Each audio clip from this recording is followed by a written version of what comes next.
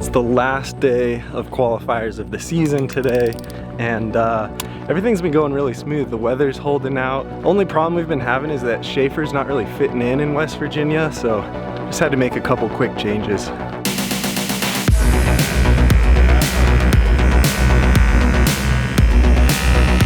at that. That's a big chunk. What do you think? Just OSHA approved, there's hair everywhere.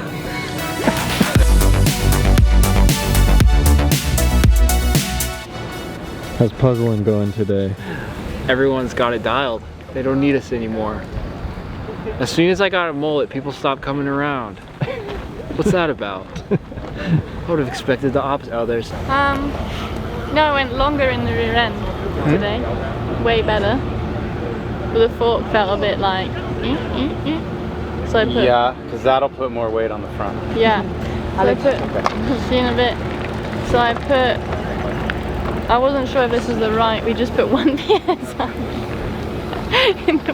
I went up... That's it! I went to 70, but I'm not sure if that was the way to go. Probably. Because as it grows, it changes the weight. Yeah. It just feels more stable. Way more stable. That's great. That's great. Like insane. Like not even like the rocks. I wasn't struggling with the top at all.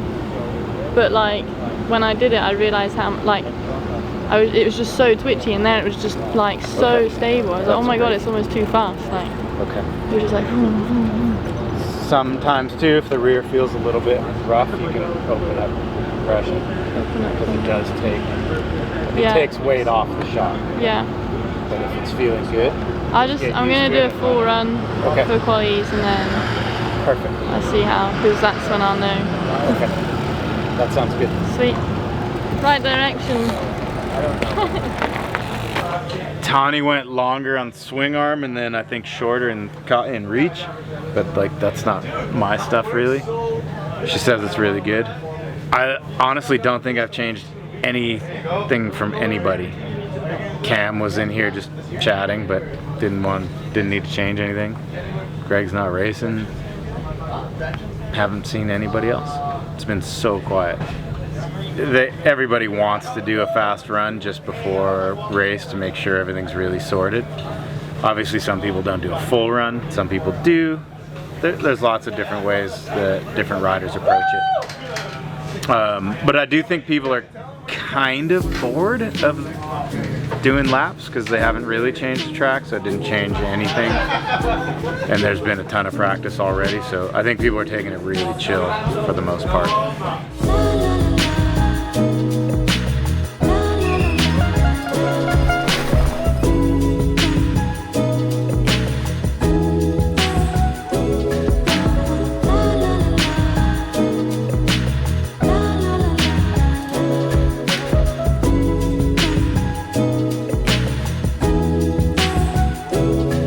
Once the season's over and all of that, do you take any time off of the bike, or do you just get right back on it? I definitely take some time off, because first I have to move house when I come back, so I'm gonna get pretty busy, and second I still play in inline hockey, so when I come back it's gonna be playoff time, so I'll enjoy that a little bit, see my friends again, play. It's like 3 weeks.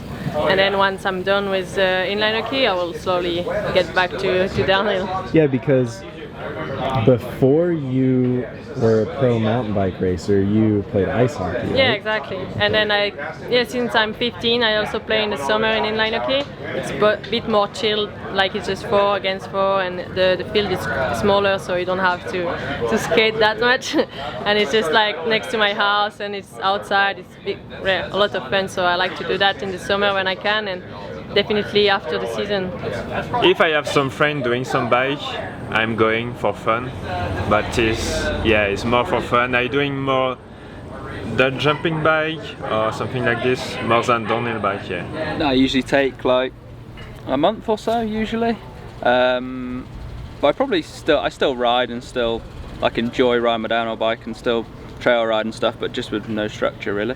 Just kind of have 3 or 4 weeks to myself and just kind of eat what I like, sleep when I like, ride when I like, just enjoy life a bit after the season, yeah. Well, obviously it's my first year racing World Cup, so I haven't really gone into an off season off the back of a World Cup year, but normally I just take 3 or 4 weeks off and just enjoy it. Never done a lot of training before, but this year I'll probably have a proper structure and go for it next year. Mate, when the last race is done, we're taking some time off. I've done a few races, we've been training, we're putting out 7 vlogs this week, so we're probably going to chill a bit. I might do the last CWS, but we'll wait and see. So some time off the downhill bike for sure. Man, we probably do a couple things to get ready for next year. The race is early, so as far as like testing goes, might need to just check a few things off so that they're in motion to get ready for the start of the season. But after that's done, for sure, you gotta take some time and rekindle the fire to send it again. I enjoy doing some motorcycle riding in the off season, so I'm looking forward to that. Maybe get a new dirt bike and doing some woods riding, do a couple hair scrambles. Maybe next year race the GNCC here at Snowshoe. Ooh. And the World Cup. That would be sick. Maybe a week or two, we're just like maybe a couple rides, but just chilling, and then yeah, have some.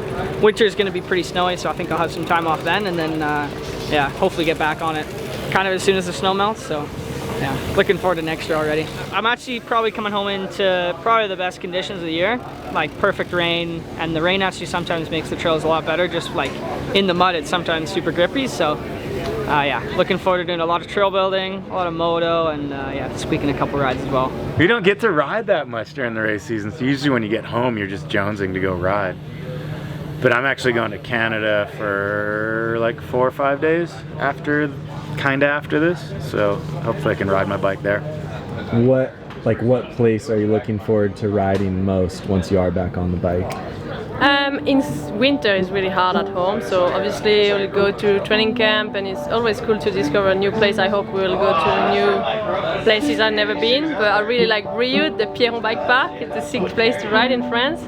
In my city, close to my city in Lyon, yeah. Perfect, some of the home trails. Yeah, home trail.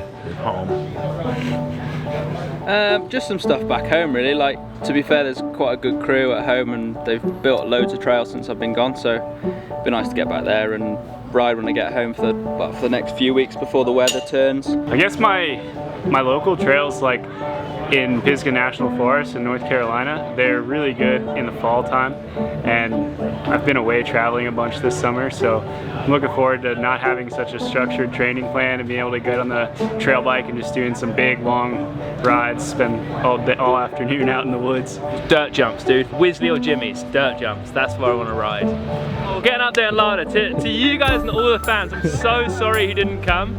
Like, everyone wants him here. I want to hear more than anything, but he's doing good. He doesn't know he's got 7 kids still. He hangs out with them, but doesn't really know about them.